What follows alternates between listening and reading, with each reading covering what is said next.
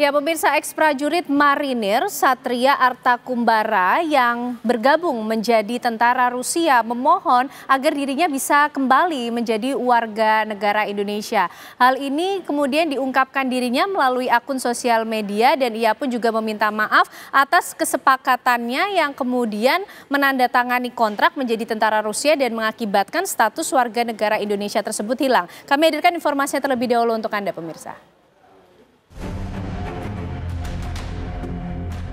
Mantan prajurit marinir TNI Angkatan Laut Satria Artakumbara yang bergabung sebagai tentara Rusia memohon kepada pemerintah agar bisa kembali menjadi warga negara Indonesia.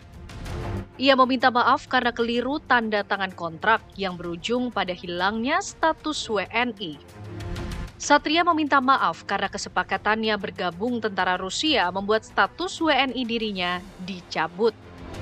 Satria mengaku tidak berniat mengkhianati negara karena bergabung ke Rusia untuk mencari nafkah. Saat ini, ia meminta agar bisa kembali menjadi WNI. Hormat Bapak Presiden Republik Indonesia Bapak Prabowo Subianto, yang terhormat Bapak Wakil Presiden Republik Indonesia Bapak Gibran Rakabuming dan Bapak Menteri Luar Negeri Bapak Sugiono. Mohon izin Bapak, saya ingin memohon maaf sebesar-besarnya apabila ketidaktahuan saya menandatangani kontrak dengan Kementerian Pertahanan Rusia mengakibatkan dicabutnya warga negara saya. Mohon izin Bapak, saya tidak pernah mengkhianati negara sama sekali karena saya niatkan untuk datang ke sini hanya untuk mencari nafkah. Wa kafa billahi syahida, dan cukuplah Allah sebagai saksi. Dengan adanya hal tersebut, dicabutnya kewarganegaraan saya, itu tidak sebanding dengan yang saya dapatkan. Mohon izin Bapak. Dengan ini, saya memohon kebesaran hati Bapak Prabowo Subianto, Bapak Gibran, Bapak Sugiono. Mohon kebesaran hati Bapak untuk membantu mengakhiri kontrak saya tersebut dan dikembalikan hak kewarganegaraan saya untuk kembali ke Indonesia. Kepala Staf TNI Angkatan Laut Laksamana Muhammad Ali menyatakan Satria sudah resmi dipecat dan TNI AL tidak bertanggung jawab lagi karena status yang bersangkutan sudah sipil. Kasal menyebut jika Satria kembali ke Indonesia, Satria harus tetap menjalani sisa hukuman penjara yang sebelumnya telah diputuskan oleh pengadilan militer. Memang jejak rekornya ada ke sana yang mengakibatkan dia keluar dari Korps Marinir, salah satunya itu kehidupan hedonis, kemudian pinjam di bank, ya mungkin pinjol, dia ada berkaitan dengan bank di BRI dan BNI, angkanya kurang lebih di 750 juta, mungkin untuk menutup itu dia judi online. Ternyata judi online ini kan tidak membantu, bahkan akan lebih terjerumus ke dalamnya, sehingga tidak bisa mengatasi itu, dia disersi, diawali dengan mangkir. Disersi di tahun 2022 dia sudah menghilang.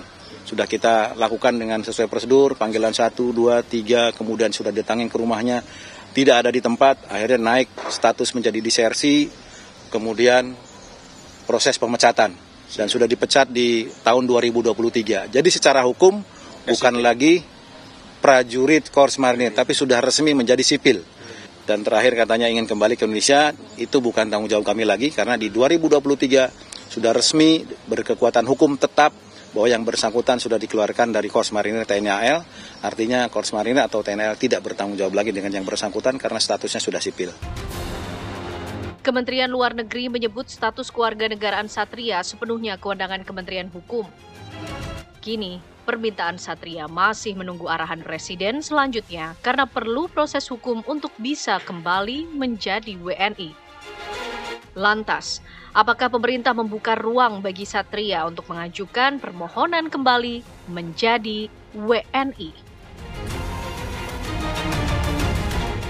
Ya, malam hari ini kita akan coba cari jawaban dari pertanyaan apakah kemudian pemerintah akan membuka peluang bagi Satria Artakumbara mengajukan permohonan kembali menjadi warga negara Indonesia. Kita akan membahasnya pemirsa bersama dengan sejumlah narasumber yang malam hari ini sudah bergabung di Apa Kabar Indonesia Malam. Ada Bapak Dr. Widodo, Dirjen Administrasi Hukum Umum Kementerian Hukum. Pak Widodo, selamat malam. Malam, Ken. Sehat ya Pak? Sehat, Terima kasih sudah hadir malam hari ini di Apa Kabar Indonesia Malam. Dan bergabung bersama kita dari Komisi 1 DPR ada Bang TB Hasanuddin. Bang Hasanuddin apa kabar? Alhamdulillah sehat juga. Iya. Oke, dan tentunya hadir bersama kita Bang Iskandar Sitompul, mantan Kapus Pen TNI 2010 hingga 2014. Bang Iskandar apa kabar? Sehat selalu. Sehat selalu. Biar dan negara kita maju. Luar biasa. Dan bergabung bersama kita melalui sambungan Zoom ada Pak Slamet Ginting, pengamat militer dari UNAS. Selamat malam Pak Slamet. Halo, selamat malam. Oke, baik Pak Widodo, kita ingin cari tahu terlebih dahulu, apakah kemudian Kementerian Hukum sudah memverifikasi bagaimana kemudian status dari Satria Arta Kumbara dan bagaimana juga sih Pak sebetulnya aturannya? Ya, jadi memang sampai dengan saat ini di Kementerian Hukum khususnya Direktorat Jenderal AKU ya, di Direktorat Tata Negara, kami belum menerima surat resmi terkait mengenai permohonan yang bersangkutan. Itu poin pertama. Yang kedua, kami juga sudah melakukan upaya verifikasi ke teman-teman institusi lain yaitu Mabes TNI khususnya TNI AL untuk menanyakan mengenai status yang bersangkutan dan alhamdulillah Kadis Penal dan juga teman-teman dari Kementerian Pertahanan dan yang lainnya sudah memberikan informasi penerangan kepada kita mengenai status yang bersangkutan. Tapi memang dari Undang-Undang Kewarganegaraan kita sangat rigid sekali. Kalau WNI bekerja di tempat lain atau di negara lain itu masih banyak ruang untuk artinya pemaklumannya gitu untuk bisa memahaminya. Tetapi kalau untuk orang berdinas militer asing ini undang-undang menyatakan dia kehilangan kewarganegaranya seketika. Dengan demikian ketika yang bersangkutan itu entah namanya kontrak atau apapun perjanjian dia untuk bergabung kepada dinas militer asing ya tentu otomatis dia bukan lagi warga negara Indonesia gitu. Oke, baik kalau sudah undang-undang kita coba ke DPR. Bang Hasanuddin gimana nih melihat peristiwa yang terjadi ini? Begini ya, prajurit ini namanya sih bagus ya. Satria Arta Kumbara. Tapi saya lihat tidak Satria. Kenapa begitu Bang? Ya disersi ya. Dia prajurit ya, kemudian belum terlalu lama bertugas ya.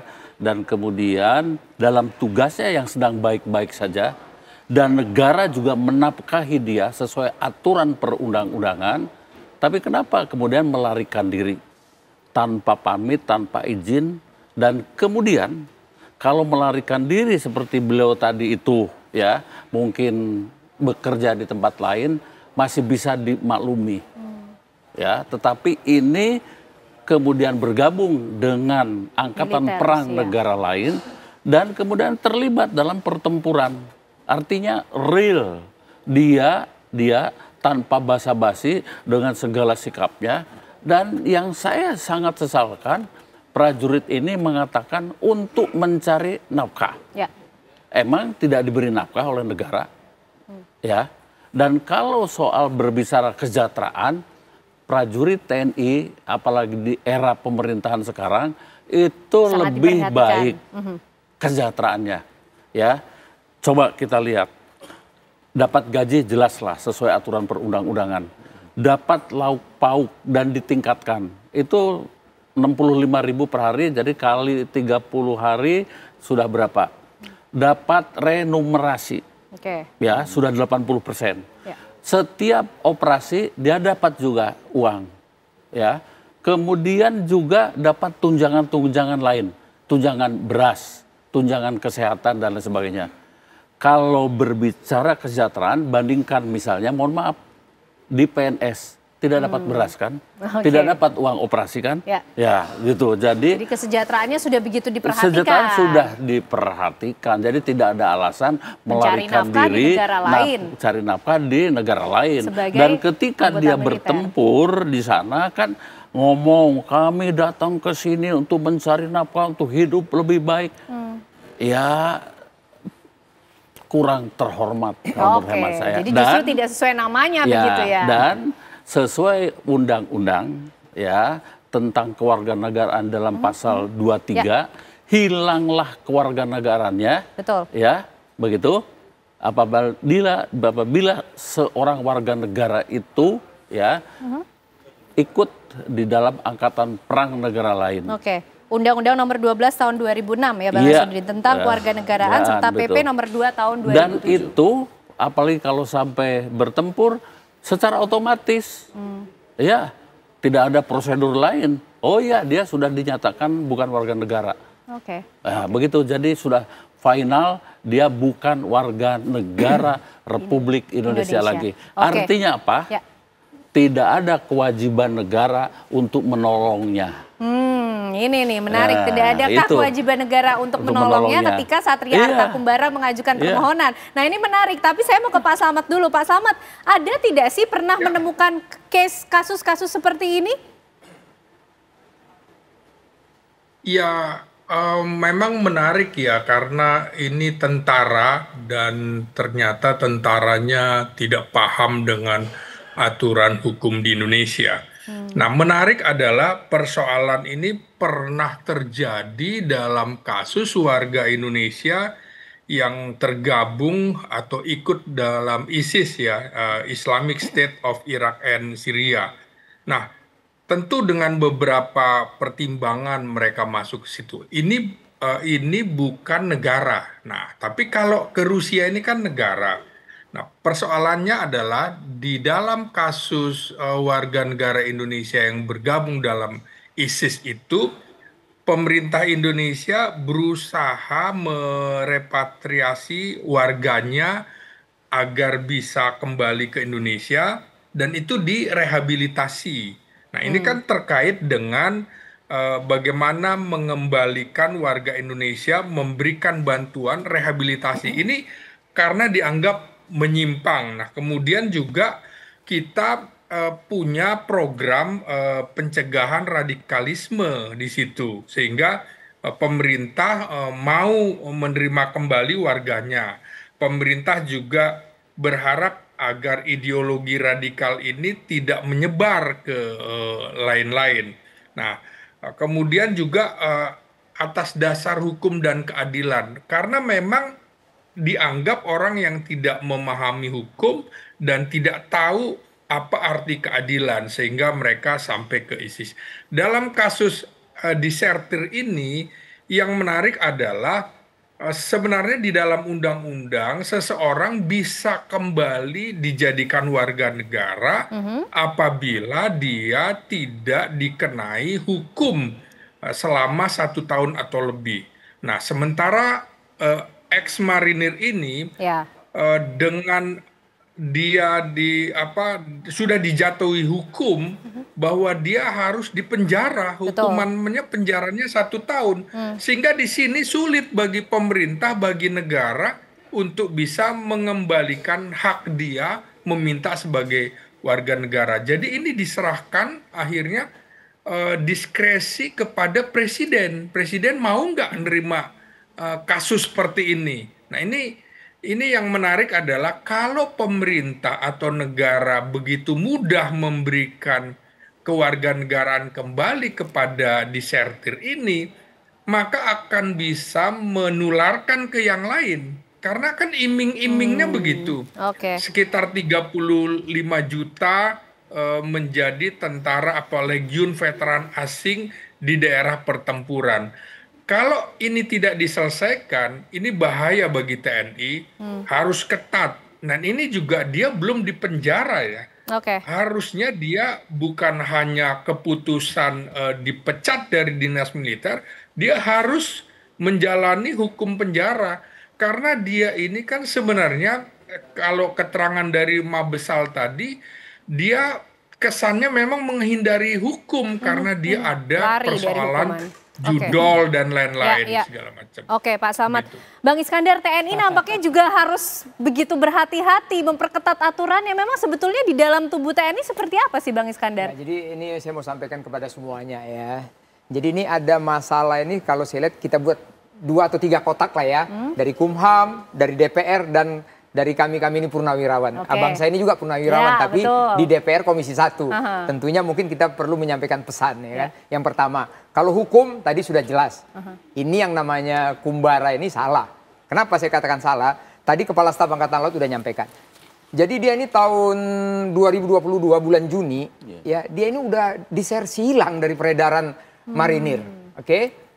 Begitu hilang dia diajukan ke pidana militer ya, disersi. Di situ udah diputuskan pidana militer nomor 56 tahun 2023. Ya, dia diputuskan penjara yang tadi disampaikan semuanya, penjara 1 tahun, tambahan dipecat dari militer. Sehingga, ini saya bicarakan kotak TNI ini ya, dia udah nggak ada hubungan sama kita lagi. Karena dia sudah dipecat. Nah, namun di sini ada kita lihat begini, yang serunya di sini apa? Karena faktor ekonomi. Nah ini kan, disinilah mulai keluar apa ya, asumsi-asumsi dan lain sebagainya. Misalnya tadi abang saya sudah bilang yang di DPR, Bang TB Hasanuddin udah mengatakan ada remunerisasi dan lain sebagainya. Itu benar. Tapi gaji pokoknya itu is very sangat kecil TNI ini. Aku menyampaikan di sini, aku juga membantu seluruh TNI yang ada di Indonesia ini sekarang, pasti dia melihat meskipun semuanya. Tidak membenarkan tindakan yang dilakukan Satria Arta Kumbara dong. Tindakannya ini salah benar. Apalagi dia mengatakan dia tidak tahu undang-undang. Ya mbok nanya lah sama komandannya. Ini pangkatnya sersan 1 nih. Apalagi menandatangani kesepakatan yang ujungnya pada status WNI-nya hilang. Kalau itu kita tidak bisa tolerir. Tapi tentunya mbok TNI ini kesejahteraannya diperhatikan. Gaji pokoknya nih maksud saya mbak ya. Gaji pokoknya. Kenapa? Di sini kalau kita buat ya, tadi kan kita sudah senang kita lihat ya, gaji pokoknya mungkin dia hanya 3 juta. Tapi kalau kita lihat dia di negara Rusia itu 35 juta gajinya. Di sini ada satu mbak yang perlu kita sampaikan semua. Ini tadi Pak Ginting bagus. Ada iming-iming, ini waspada kita. Ada namanya Wagner Group di dunia ini. Itu pengumpul tentara-tentara bayaran. Dia kumpul di sana, dia yang mendistribusikan ke negara-negara mana yang mau. Itu namanya Wagner Group, sampai sekarang masih ada. Dia memberikan gaji kepada perang sesuai dengan keahliannya. Dia marinir, berarti punya keistimewaan. Nah, kalau dia punya keistimewaan, itu ada gajinya dari 65 juta sampai 120 juta. Nah, ini posisi yang mana? Ini kan sangat menggiurkan nih. Betul. Ada nih asosiasi Wagner Group. Bisa kita baca di media sosial. Saya bukan asumsi, ada. Nah, jangan sampai ya seperti ini bisa menggiurkan tentara kita. Memang di tentara kita di situ saya waktu daftar dulu siap ditempatkan di mana saja, apapun bersedia mungkin mengabdi untuk negara. It's okay, tapi kan perkembangan media sosial sekarang orang bisa baca semua loh. Jadi kita harus waspada. Maksud saya di sini apa? Saya menghimbau kalau hukum udah salah benar ya kan. Kalau masalah ekonomi tadi mohon Komisi 1 saya ya. kurang setuju ini. Nanti ada kesempatan ya Mas Hasanuddin. Silakan Bang Iskandar dulu. Mau dilanjutkan dulu sebentar? Bang Iskandar mau dilanjutkan satu lagi, dulu? tadi yang Bang Ginting mengatakan itu benar. Jadi semua ini tinggal presiden. Apakah dia mau kembali atau lagi itu adalah hak prerogatif atau diskresi presiden. Lain sudah tidak ada lagi. Silakan Bang Jadi begini ya. Ketika seorang warga negara masuk menjadi seorang prajurit TNI, darat, laut, udara dan sebagainya, dia sudah paham betul akan penghasilan yang diterima, termasuk gaji pokoknya. Ya, dan kita tidak berbicara gaji pokok, take home pay. Ya, seorang sersan 2 itu bisa lebih dari 5 juta. Ya, itu mungkin 6 juta, kemudian ditambah lagi uang operasi dan sebagainya. Ya, bisa lebih dari itu. Itu lebih dari UMR. Iya, belum dia mungkin dapat perumahan, belum dapat kesehatan dan lain sebagainya, ya, itu dan lain sebagainya. Saya tidak sependapat kalau hanya karena alasan ekonomi, no way, ya, ini bahaya untuk prajurit-prajurit kita, ya, mereka sudah hafal lah, sudah tahu, ya, tapi kalau memang dia sudah membandingkan bahwa prajurit TNI itu sedikit gajinya dan di luar ya sudah tidak usah masuk ke TNI, silahkan saja. Dia sudah dilatih oleh negara memiliki kemampuan sebagai seorang bintara, sebagai seorang prajurit yang bisa bertempur dan kemudian dengan hasil didikan itu dia pergi. Hati-hati ini, ya hati-hati. Karena apa? Negara itu sekarang sudah memperhatikan para prajurit dengan baik. Iya, dengan baik. Kami di Komisi 1 itu diperhatikan, oh ini naikkan gaji lagi dan sebagainya. Tetapi tidak begitu saja. Ya, karena apa? Kami juga kan harus memikirkan kesehatan rakyat. Harus memikirkan pekerjaan rakyat. Harus juga memikirkan pendidikan rakyat. Ya, bukan hanya TNI saja yang diurusi. Tapi dalam kacamata saya, take home pay untuk para prajurit sudah cukup jauh lebih baik ketika era zaman saya letnan. Oke. Jadi kita jadi mendengar nih bagaimana kemudian zaman dahulu sampai sekarang, apa juga kemudian yang jadi modus-modus atau alasannya betul tidak sih seperti itu, tapi juga tidak bisa dijadikan pembenaran. Dan begini juga, dan begini, mereka sebelum masuk itu sudah disumpah setia, sudah tanda tangan dan lain sebagainya. Dan ingat, di dalam peraturan atau hukum disiplin atau hukum pidana militer, baik disiplin maupun pidana militer, ya, mereka itu pindah pergi. Ada dalam pasal 81 pindah untuk bertempur atau ikut menjadi prajurit negara lain, itu langsung otomatis. Baik, sebetulnya semua aturannya sudah ada secara detail, tapi yang sepakat sepertinya ini Satria Arta Kumbara kok dari rekam jejaknya seperti tidak pernah membaca apa yang menjadi kesepakatan dan aturan begitu ya Bang ya. Tapi ditahan dulu Bang itu sudah berdiri sekian puluh tahun. Baik, itu kita catatan penting. Ini ada prajurit yang melarikan diri untuk mencari nafkah. Nah, ini karena kasus spesial kita juga ingin tahu bagaimana kemudian negara ini akan hadir. Kita ini tidak mentoleransi. Tidak mentoleransi. Bagaimana kemudian hak prerogatif dari Presiden Prabowo lewat negara, tentunya kita ingin tahu dari Pak Widodo peluangnya seperti apa kemudian. Dijawabnya nanti ya Pak Widodo ya. Usai jeda kami kembali untuk Anda pemirsa.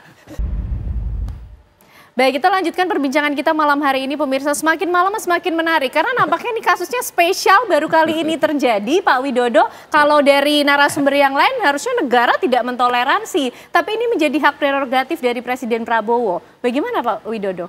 Ya, tentu ketika tadi disampaikan menjadi sikap pemerintah atau bagaimana nanti sikapnya Bapak Presiden, ya Presiden ini kan terikat dengan sumpah jabatan di dalam Undang-Undang Dasar, melaksanakan Undang-Undang Dasar dan peraturan perundang-undangan secara seluruh-seluruhnya gitu. Ya, memang di dalam Undang-Undang Dasar kita ada pasal 28D tentang hak asasi manusia itu bahwa setiap orang berhak mendapatkan status kewarganegaraannya. Nah, di dalam pasal 28E tentang hak asasi manusia juga bahwa setiap orang berhak juga bisa memilih, bebas memilih kewarganegaraannya. Tapi pasal-pasal tentang hak asasi manusia ini dikunci dengan pasal 28J bahwa pelaksanaan hak asasi itu harus mengikuti ketetapan undang-undang dan kemudian tetap memperhatikan aspek keadilan, moralitas, keamanan dan seterusnya. Jadi tentu Pak Presiden tidak mungkin mengambil sikap yang di luar konstitusi. Dia akan mengikuti peraturan perundang-undangan yang ada. Dan kalau memang dia sudah lepas statusnya sebagai warga negara Indonesia, berarti kan menjadi warga negara asing. Ya tentu perlakuan kita ya berlaku seperti warga negara asing lainnya. Kalau dilihat dari undang-undang kewarganegaraan kita ini seperti yang bersangkutan menjadi mengikuti proses prosedur naturalisasi murni. Terlepas gitu. dari catatan hukum yang mengikuti Satria Arta Kumbara? Ya itu nanti ada penilaian tersendiri kan. Artinya dia ketika sudah warga negara asing dan ingin menjadi kita mengikuti proses naturalisasi murni, artinya 5 tahun berturut-turut dia harus tinggal di Indonesia. Yang kedua atau jika selang-seling lebih 10 tahun, lebih dari 5 tahun berarti. Nah yang menjadi persoalan adalah yang bersangkutan ada di lokasi kombatan, perang sana kan gitu. Nah harusnya yang bersangkutan mengajukan permohonan sebagai warga negara asing sana sehingga kalau dia mau menuju ke kita kan ada dokumen kewarganegaraannya. Kalau tidak ada, apa yang bisa dia lakukan? Jadi dia harus juga punya dokumen terlebih dahulu yang menunjukkan bahwa dia warga negara asing gitu. Sehingga tinggal di sini sebagai warga negara asing yang menjadi penduduk Indonesia ya tadi dengan ketentuan undang-undang kewarganegaraan dan peraturan pemerintah yang demikian ketat ya. Seperti itu. Dengan adanya informasi ini, sejauh ini berarti dari Kemenkum masih menunggu ya Pak surat resmi tersebut atau dokumen-dokumen tersebut? Betul. Untuk menjalani semua proses naturalisasi itu? Betul. Sampai sini tidak ada permohonan seperti dia. Bahkan sesuai Undang-Undang Kewarganegaraan bagi pemerintah maupun bagi kantor pemerintah yang ada di luar negeri ataupun masyarakat yang mengetahui tentang orang yang pindah dalam dinas militer itu juga harus laporan dalam bentuk tercatat dan tersurat. Nah ini yang kemudian kita masih terus telusuri dan saya dapat informasi bahwa Kementerian Luar Negeri terus memantau perkembangan tentang keberadaan yang bersangkutan melalui KBRI. Pantauan ini tujuannya untuk apa Pak Widodo untuk nanti kemudian menimbang akan memberikan peluang tersebutkah, membuka ruang untuk permohonan mengajukan kembali sebagai WNI atau seperti apa? Ya tentu karena kita negara hukum yang kemudian juga menghormati hak asasi manusia dan diatur dalam konstitusi kita, siapapun silakan ke sini. Tapi kan sekali lagi peraturan perundang-undangan kita mengatur aturan teknis bagaimana menjadi warga negara Indonesia. Baik dia masuk menjadi WNI, dia melepaskan keluarga negaranya, semua ada aturannya gitu. Tadi seperti sampaikan Pak T.B. Hasanuddin maupun Sitompul bahwa ya jangan seenaknya aja gitu keluar kemudian mencari, kalau mencari pekerjaan silakan gitu ya. Setiap warga negara berhak mendapat penghidupan pengayaan layak di dalam maupun luar negeri. Tapi kalau kemudian dia gabung kemudian menjadi kombatan, apalagi dalam masa damai aja orang masih bertanya kan itu sudah putus, apalagi dia terlibat jelas seperti itu. Dan politik luar negeri kita kan bebas aktif, tidak memihak kepada para sengketa yang bertempur, bahkan ya para prajurit kita keluar itu malah punya misi khusus kan, sebagai misi perdamaian kan gitu, melalui kontingen Garuda dan lain sebagainya. Jadi ini jadi satu hal yang menjadi pelajaran kita bersama gitu. Jadi hati-hati, dan logika saya pasti yang bersangkutan sudah sangat memahami, apalagi dia menandatangani kontrak. Kalau dia sudah menandatangani kontrak berarti jelas hitam putihnya hak dan jangan kewajibannya. sampai seharusnya dia minta maaf di belakangnya setelah tanda tangan kesepakatan ya kan. Pak Slamet, ini gimana? Karena negara harus betul-betul hati-hati. Oke, kalau bekerja di luar negeri mungkin ada pekerjaan lain, tapi ini sebagai prajurit loh, militer. Kita bicara soal pertahanan negara, jangan sampai kemudian nanti juga kembali ke Indonesia justru menimbulkan potensi ancaman. Kita tidak pernah tahu, tapi harus berhati-hati. Ya, jadi implikasi internasionalnya juga luar biasa ya, karena kita memiliki kebijakan politik luar negeri yang bebas aktif dan kita berada di negara non-blok, yang berarti kita harus menjaga netralitas dalam konflik internasional dan lebih fokus pada kerjasama regional serta internasional untuk mencapai perdamaian dan stabilitas. Nah, kasus Satria Kumbara ini secara tidak langsung publik internasional akan melihat bahwa apa iya Indonesia bebas aktif? Mengapa tentara itu berada di kubu Rusia? Kan seperti itu.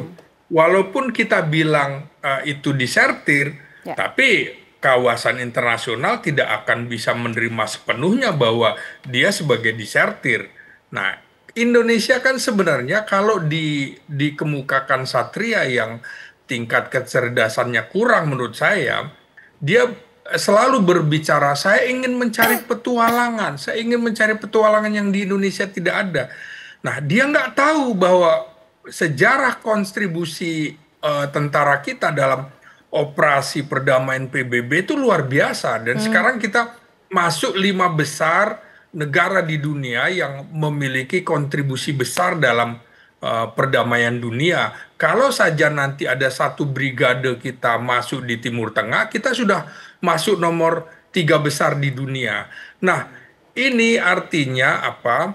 Dia tidak tahu bahwa teman-temannya yang marinir pun mendapatkan tugas operasi perdamaian PBB di Lebanon, Bosnia, Somalia, Kongo, dan lain-lain. Dan juga di tanah air ada di Papua. Ini kan sebenarnya kalau dia seperti ingin membujuk-bujuk teman-temannya. Udahlah, di sini lebih ada pengalaman tempur dan segala macam. Ini citra Satria ini menurut saya jadi merusak posisi politik luar negeri Indonesia dan juga citra TNI secara keseluruhan. Nah, menurut saya dalam kasus ini kita mesti tegas dalam pengertian bahwa Satria itu tidak bisa diberikan pemaafan seperti itu dengan mudah, karena orang ke luar negeri banyak juga warga negara kita menjadi tentara asing. Misalnya di Amerika, itu sah dan pindah warga negara. Ini kaitannya kan akhirnya terkait juga dengan ideologi. Tujuannya apa? Karena ideologi di negara-negara tersebut kan berbeda, bukan ideologi Pancasila.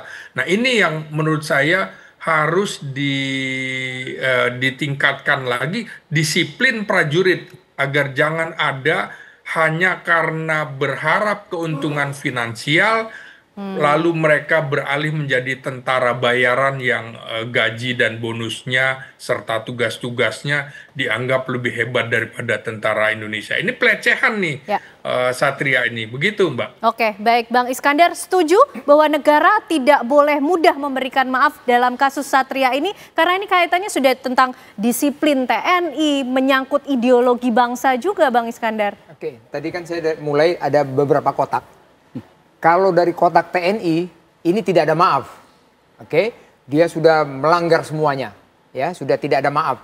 Apalagi dia akan memperbaiki ekonomi karena dia mempunyai pinjol banyak sekali nih.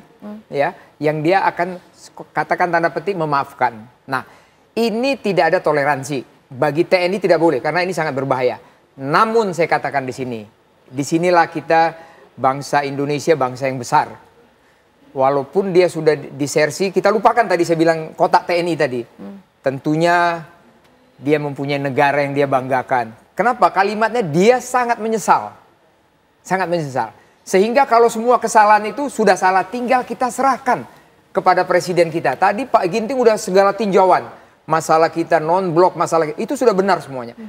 Tinggal di sini kita bangsa yang besar, bagaimana bangsa kita sendiri yang meminta maaf, menyesal dan segalanya bisa diterima. Tapi tentunya bukan kita, hanya menghimbau kepada Bapak Presiden kita. Karena beliau lah yang punya hak prerogatif dan diskresi untuk memaafkan saudara Satria ini. Dari TNI, dia sudah salah besar. Dia sudah cacat, sudah dipenjara, dipecat semuanya. Di penjara belum, tapi sudah dipecat, sudah karena dipenjara. Ketika kembali Belum misalnya nanti dipenjara. kembali ke Dia belum Indonesia, menjalankan hukumannya. Dia belum menjalankan, dia melarikan diri langsung. Itu dia. Gimana dari DPR, Bang Hasanuddin? Ya, begini ya. Untuk menjadi warga negara yang baik-baik saja, itu susah. Yang baik-baik saja nih gimana? Misalnya begini, pemain sepak bola. Itu kan prosedurnya tidak mudah. Sampai dibawa voting ke DPR. Begitu ya. Ini mohon maaf sudah berkhianat terhadap janjinya dan sumpahnya, dan kemudian di negara sana sudah mungkin aduh tidak punya masa depan. Ya, berapa sih? Dia 1 tahun digaji 25 juta saja bersih, kali 12 kan cuma 180 juta. Begitu. Saya tidak tahu apakah ini ini urusan pinjol dan sebagainya. Banyak ya, 1 juta prajurit TNI tapi yang pergi cuma 1 kok. Banyak juga yang urusan pinjol ya. Tapi tidak sampai seperti itu ya. Ya diatasi ya, sekali lagi ya dihadapi, jangan kemudian pergi meninggalkan satuan lalu kembali dan sebagainya. lagi ketika lalu sudah kembali merasa lagi, tidak mendapatkan ya. keuntungan. Dan ingat gitu. Waktu dia bertempur ya kan juga banyak mengeluarkan pernyataan-pernyataan yang menjengkelkan.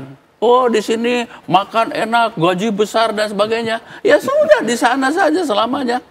Emang kita pikirin. Nah, gitu. Dan saya begini ya. Saya sekali lagi ya, negara itu sudah memberikan ya perhatian kepada para prajurit TNI ya yang gagah berani itu ya. Dan kemudian tentu mau lebih lagi, tetapi kan keuangan negara itu harus dibagi-bagi untuk kepentingan rakyat, untuk mencari pekerjaan, untuk sekolah anak-anak dan sebagainya, untuk biaya kesehatan rakyat dan sebagainya. Disisihkan 166 triliun per tahun untuk prajurit TNI. Begitu ya, untuk prajurit TNI. Jadi menurut hemat saya soal kesejahteraan itu relatif bisa besar, kurang saja dan sebagainya. Si Satria ini merasa kurang, tapi pilihannya salah. Dan kalau dikembalikan, kok enak. Kemarin menghina kami yang gajinya sedikit, begitu kan terhina prajurit-prajurit kami. Tidak setia dalam untung dan malang begitu ya, berarti ya kan? Begitu. Kami ini yang mantan-mantan pensiunan kan pernah jadi komandan peleton, pernah jadi komandan kompi, komandan batalion dan seterusnya, juga menanamkan rasa cinta para prajurit itu kepada tanah air. Bahkan tanpa pamrih. Oke. Begitu. Setia untuk tumpah darah Indonesia sampai seharusnya sampai akhir hayat. Nah, begitu ini sekarang karena kurang gini saja sedikit dan sebagainya. Nah ini banyak pelajaran yang Itu, kita ambil dari iya. kasus ini. Nah kemudian ini sudah Satria berkhianat. Negara seharusnya tidak memberikan peluang maaf yang begitu mudah. Yang ini sebagai saran dan pandangan kepada Pak Presiden lah. Tapi Kemenkum juga pasti ikut memikirkan. Atau justru nggak usah dipikirin kayak kata Bang Hasanuddin. Nanti dijawab ya Pak Widodo ya. Kami kembali untuk Anda sesaat lagi pemirsa.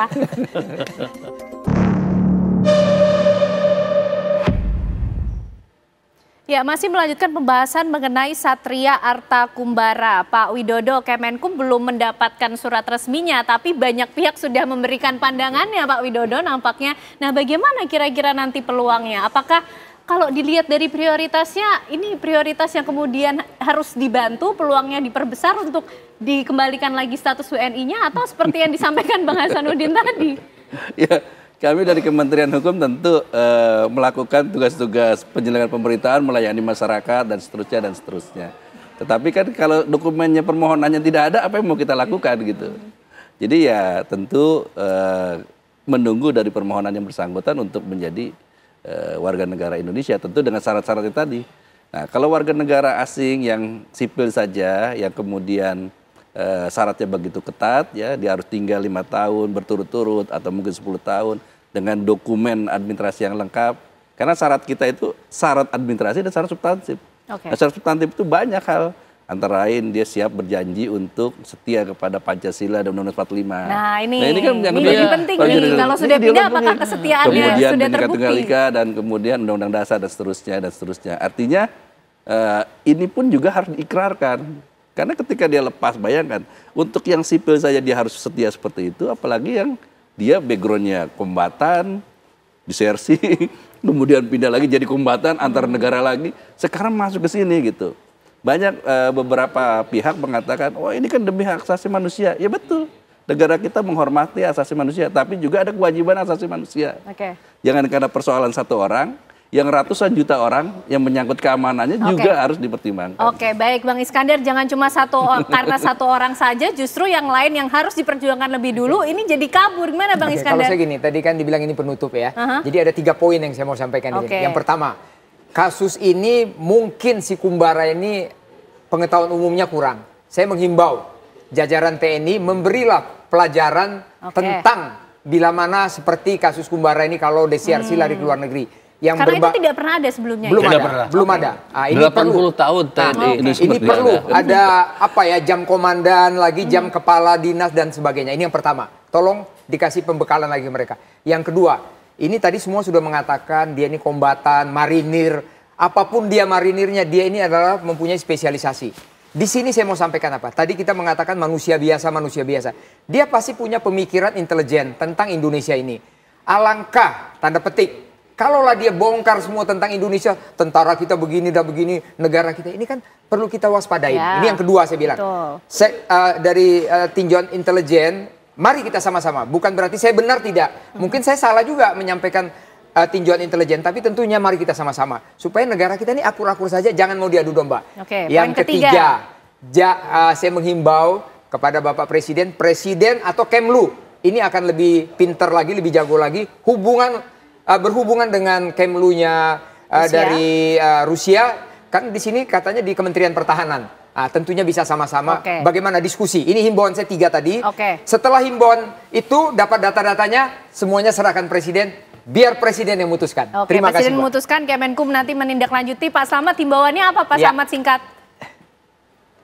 Ya, tentu saja supaya tidak terjadi lagi kasus-kasus disersi dalam tubuh militer, maka ketaatan dan kepatuhan serta disiplin militernya harus ditingkatkan di satuan-satuan lapangan terutama.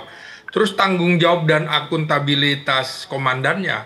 Kalau dia sersan, berarti komandan peletonnya harus dimintai pertanggungjawaban juga. Mengapa kau tidak tahu anak buahmu melarikan diri dari tugas? Kemudian juga kohesi dan kerjasama tim di satuan-satuan itu harus ditingkatkan. Untuk membangun kohesi ini tentu saja penting untuk mencapai tujuan menciptakan tentara yang profesional begitu. Oke, Bang Hasanuddin, kalaulah kasus ini sampai ke DPR, yang pertama untuk para prajurit TNI ya teruslah bekerja, berlatih, dan pada suatu saat mungkin Anda akan bertempur untuk keutuhan negara kesatuan Republik Indonesia.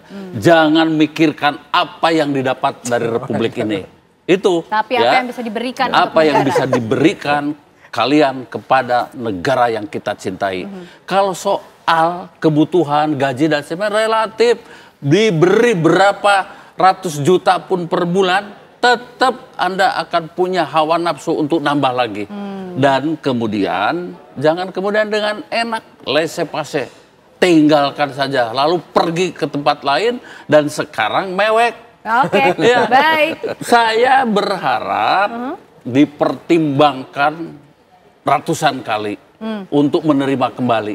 Karena apa? Dampaknya sangat negatif kepada semangat prajurit-prajurit yang sekarang ini sedang berjuang. Oke, kita Dimanapun. tunggu nanti bagaimana kira-kira penyelesaian dari kasus Satria Arta Kumbara ini. Terima kasih Bapak-Bapak Saya ingin semuanya. juga untuk saudara. Oke, singkat saja, singkat sekali, saudara Bang Hasanuddin. Satria, sudahlah, Anda kan sudah merasa pilihan lah di Rusia. Di sana saja teruskan bekerja. Baik, begitu. tapi nanti Iya. keputusannya masih kita lihat dari Pak Presiden Kalau ya. perlu bawa keluarganya. Oke, baik, kita tunggu Itu. nanti bagaimana Presiden Prabowo Subianto juga memberi perhatian atas kasus ini. Terima kasih Bapak-Bapak semuanya untuk perbincangan yang luar biasa. Terima kasih, Pak Ken. Widodo, Bang Hasanuddin, Oke, terima Bang kasih Iskandar dan semuanya. juga Pak Slamet. Iya. Sehat selalu semuanya. kasih semuanya. Usai jeda pemirsa, kami masih akan kembali hadir dengan informasi dan perbincangan yang tidak kalah menarik karena esok Timnas akan melawan Thailand. Bagaimana kemudian peluang Indonesia menuju babak semifinal di Piala AFF U23? Kami hadirkan pembahasannya untuk Anda sesaat lagi.